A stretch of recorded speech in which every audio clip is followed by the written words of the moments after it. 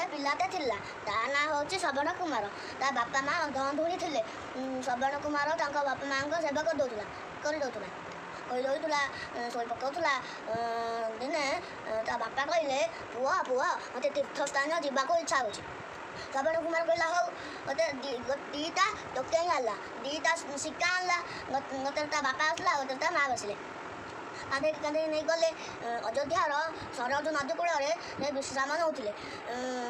भारी शोष है जमी श्रवण कुमार पानी आने नईकी पानी आने गले अयोध्यार राजा दशरथ से बेले विश्राम से नौले जमी श्रवण कुमार पानी आनिला राजा दशरथ भाविले जो पशु पानी पीवा को आई